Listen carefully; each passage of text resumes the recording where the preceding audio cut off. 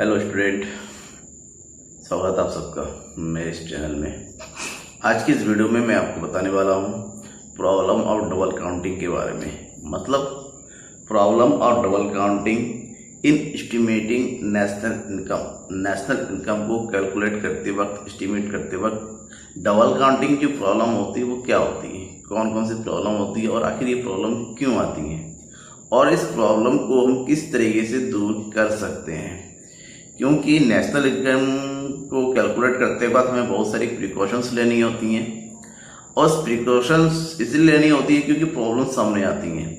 National income में बहुत सारे आइटम्स ऐड होते हैं, बहुत सारे आइटम लेस होते हैं, तो ऐसे में जो सबसे बड़ी प्रॉब्लम है वो डबल काउंटिंग की होती है।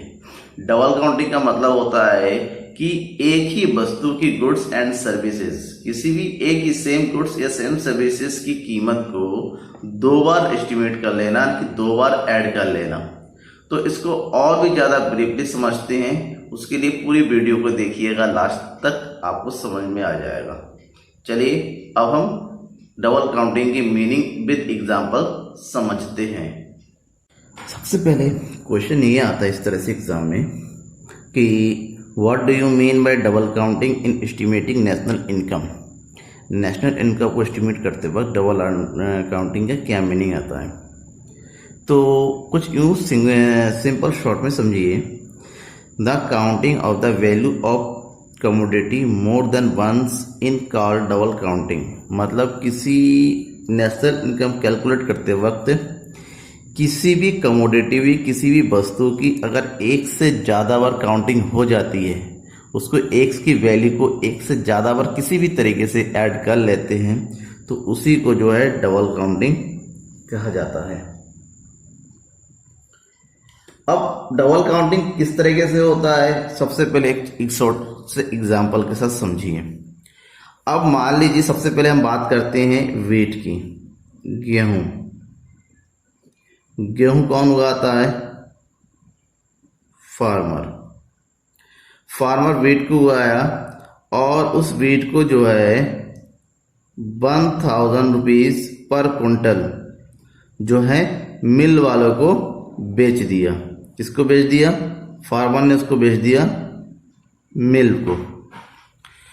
मिल ने 1000 रुपीज फार्मर को पे किया और वीट से बना दिया फ्लोर। फ्लोर मीन्स आटा बनाया। अब उस आटे को मिल वाले ने जो है 2600 रुपीज का क्विंटल पर क्विंटल के हिसाब से उसने उसको बेच दिया बिस्कुट फैक्ट्री को। बिस्किट फैक्ट्री को भेजा और बिस्किट फैक्ट्री में ने उस आटे का यूज करते हुए वहां पर बिस्कुट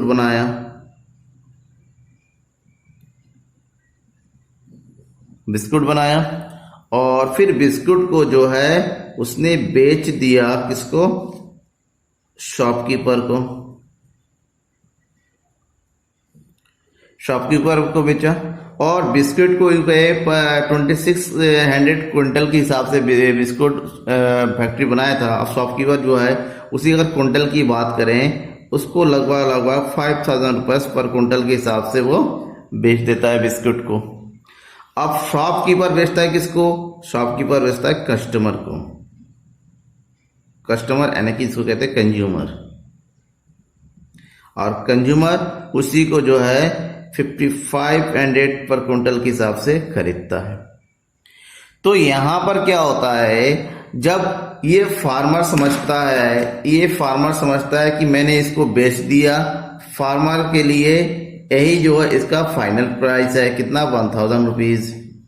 मिल वाला बेच देता है, मिल बेचने के बाद मिल सोचता है मेरे लिए फाइनल है और उसको जो है 2600 रुपीज मिल जाता है।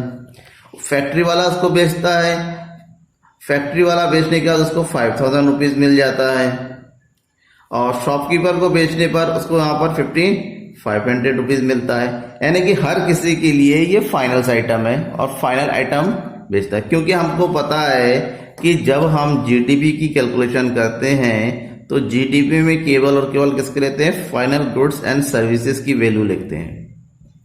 तो ऐसे में जब सारा फाइनल गुड्स होता है इनके लिए, क्योंकि सबके लिए अपना अपना फाइनल गुड्स है, देन इन सबको अगर हम प्रॉपर ऐड करें तो एक्चुअल में कितना आ जाता है, सबको ऐड करके 1000, ये सबको अगर ऐड करते हैं तो ये आ जाएगा 1000, 3600, 8600 और ये हो जाएगा 14,100 रुपीज। यानी कि हमारे नेशनल इनकम में जब कैलकुलेट करेंगे जीडीपी में 14,100 रुपीज ऐड हो जाएगा। लेकिन आप एक चीज ध्यान में रखिए कि यहाँ पर ध्यान ये रखना है कि जो फार्मर को पे कर रहा है मिल वाला कितना, 1000 रुपीज, यानी कि 2600 में 1000 रुपीज शामिल है, यानी कि इसने पे कर दिया इसको।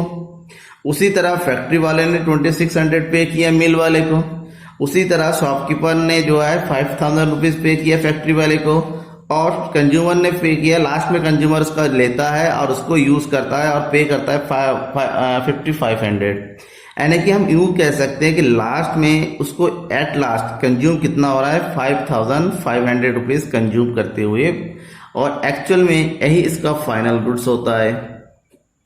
लेकिन फाइनल गुड्स इसको ना समझ के सारा ऐड कर लिया जाता है, और 14,100 रुपीज अगर ऐड कर लिया जाए, इसी को कहेंगे हम डबल काउंटिंग।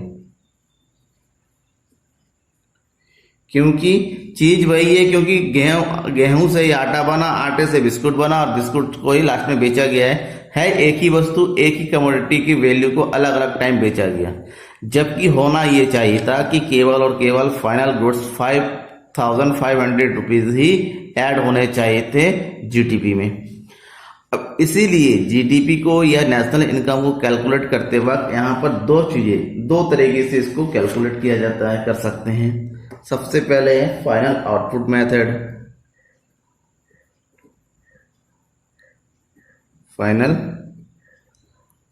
मेथड, और दूसरा है वैल्यू एडेड मेथड।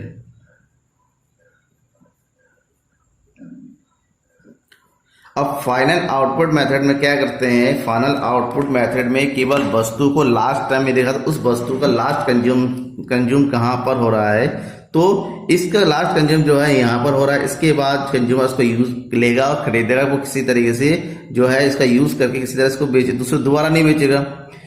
ठीक है, तो ऐसे में कंज्यूमर शॉपकीपर के लिए जो ये है 5000 पे पर वो उसका मिडिवल है।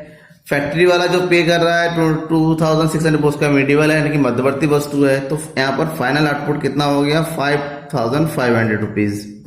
यानी कि इस मेथड के अंदर किसी भी वस्तु की केवल फाइनल कंजम्पशन कहां पर हो ये देखा जाता है, उसी को शामिल किया जाता है।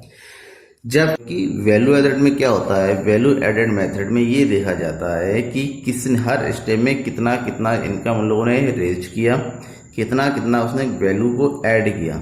सबसे पहले फाइनल फार्मर के लिए फाइनल ये है, फाइनल फार्मर जो है 1000 रुपीज ऐड करता है। ये माना जाता है फार्मर जो के लिए ये प्रकृति से लिया होता है, नेचुरल होता है, और कोई भी लागत मिडिवल उसके लिए नहीं होता, तो 1000 रुपये उसका इनकम हुआ। मिल वाले ने 1000 पे करके उसको 2600 में बेच दिया, नहीं उसके लिए इनकम कितना बचा, 1600। फिर फैक्ट्री वाले ने उसको 2600 पे करके 5000 में बेच दिया, तो उसके लिए इनकम बचा 2400 रुपीज। उसी तरह जो है शॉपकीपर ने 5000 को पे करके 5500 में बेच दिया उसको, और उसका इनकम बचा 500। अब इन सभी इनकम को जिसकी अपनी अपनी इनकम है उसको आपस में ऐड कर देते हैं। तो ऐड करने के बाद देखिए कितना बचता है, 5500। जितना कि फाइनल गुड्स की कीमत थी 5500, वही वैल्यू एडेड की भी कीमत है। तो हम इस दो तरीके से नेशनल इनकम को एस्टिमेट कर सकते हैं, जिससे डबल काउंटिंग को बचा जा सकता है। क्योंकि हमें केवल फाइनल गुड्स की वैल्यू को लेना होता है या वैल्यू एडेड को लेता है। आज के डेट में सबसे ज़्यादा महत्वपूर्ण जो है वैल्यू एडेड मेथड है, इसी मेथड का यूज़ करते हैं। इससे जो है फाइनल गुड्स कौन सा है, कब क्या है, इसका जो है बहुत ज़्यादा कन्फ्यूज़न जो हो जाता है, तो उससे बचा जाता है। हर स्टेप के जो है अपने अपने इनकम को यहाँ पर ऐड कर लिया जाता है। Thank you.